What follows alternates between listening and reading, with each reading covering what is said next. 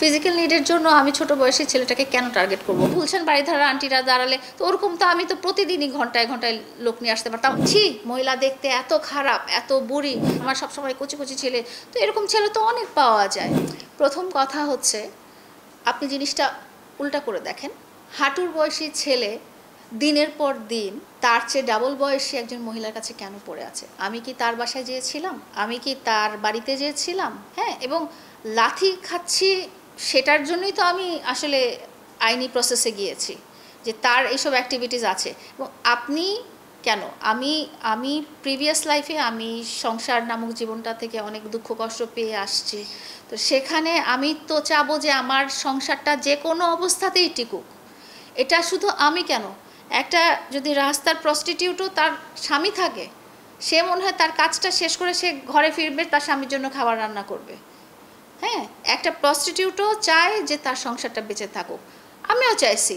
এখানে আমার লজ্জা লাগবে কেন? এখানে আমরা তো ইল্লিগাল কিছু করছি না। আমি আমার সংসার বাঁচায় রাখার জন্য আমার যেটা করা দরকার আমি সেটা করব। আমার টানা সপ্তমবারের মতো বেস্ট টিস্যু পেপার ব্র্যান্ড হিসেবে স্বীকৃতি পেয়েছে বসুন্ধরা টিস্যু।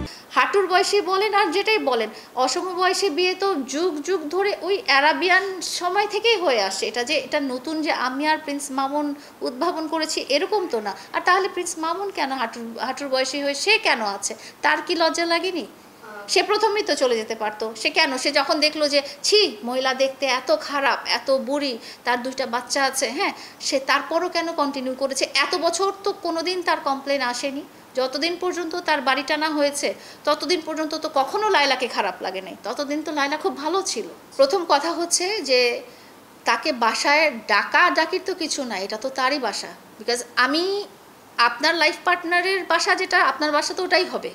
এখানে আমি ডাকার বা আমি মানা করার কেউ না। কিন্তু আপনারা হয়তো কালকে লাইভে দেখেছেন আমি বারবার বলছি যে তুমি তোমার বাসায় চলে যাও। কারণ হচ্ছে গত 1 বছর সে বসুন্ধরায় বাসা ভাড়া করে থেকেছে। আমি বারবার কিন্তু লাইভে বলেছি তুমি আমার বাসায় কী করছো, তুমি চলে যাও তোমার বাসায়। বিকজ সে অ্যারোগেন্ট হয়ে যাচ্ছিল, সে ফিজিক্যালি অ্যাসল্ট করছিল আমাকে। হ্যাঁ, ছুরিটা ওখানে ছিল না, ছুরিটা ও ওখানে গুছিয়ে রেখেছে। ছুরিটা আসলে ফলের ও আসছে, বুয়া ওর জন্য আপেল নিয়ে আসছে, তো আপেল কাটার ছুরি, তো ও আপেলটা এমনি খেয়ে ছুরিটা ওখানে রেখে দিয়েছে। কিন্তু হঠাৎ করে যে সব কিছু যে কি হয়ে গেল সেগুলোরই টানা হাঁচড়ার কারণ হচ্ছে এটা। আমি তো এখন যে বলবো না যে যে সে আমাকে, সবাই লাইভে দেখেছে, সে ছুরিটাও ভাই বের করে বলে যে এখানে ছুরি কেন? আচ্ছা, ওখানে যদি ছুরি থাকে তাহলে সে ওখানে জানলো কীভাবে যে ওখানে ছুরি? ও এমন একটা জায়গা থেকে দেখিয়েছে যেখানে তো দেখলে বোঝা যাবে না যে ওখানে ছুরি। তো তুমি জানলা কীভাবে যে ওখানে ছুরি? নিশ্চয়ই তুমি রেখেছো। যে আমার সবসময় কচি কচি ছেলে, তো এরকম ছেলে তো অনেক পাওয়া যায়। ফিজিক্যাল নিডের জন্য আমি ছোট বয়সী ছেলেটাকে কেন টার্গেট করব? আপনার কি মনে হয় যে আমাকে বিয়ে করার মতো আর কেউ পাবো না আমার সুইটেবল, আমার সমবয়সী বা আমার চেয়ে বেশি? তাদের কাছে কি আমার ফিজিক্যাল নিডস পূরণ হবে না? যেহেতু তার সাথে আমার আইনগত এবং মানসিক একটা রিলেশন আছে, সে তো আমি তার সাথে একসাথে থাকছি। হ্যাঁ, নাহলে তো আমার কেন দরকার? আপনার কি মনে হয়? আপনি নিজেকে নিজে কোয়েশ্চেন করেন যে আমি যেই স্ট্যাটাসে আছি, আমি যে পজিশনে আছি, আমি কি আমার বয়সী বা আমার চেয়ে বড় কাউকে পাবো না? তাদেরকে দিয়ে কি আমার ফিজিক্যাল নিডস মিটবে না? আর আমার যদি ওই রকমই দরকার ছিল যে আমার সবসময় কচি কচি ছেলে, তো এরকম ছেলে তো অনেক পাওয়া যায়। এই যে বলেন না গুলশান বাড়িধারা আন্টিরা দাঁড়ালে, তো ওরকম তো আমি তো প্রতিদিনই ঘন্টায় ঘন্টায় লোক নিয়ে আসতে পারতাম। আমি কেন প্রিন্স মামুনের সাথেই আছি 4 বছর? কারণ আমি ওকে অনেক ভালোবাসছি।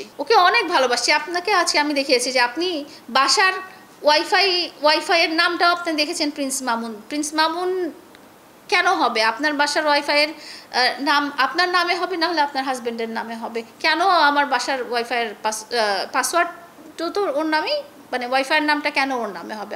আপনি নিজে এগুলো জাস্টিফাই করেন যে কেন হবে। কারণ ও এই বাসার কর্তা।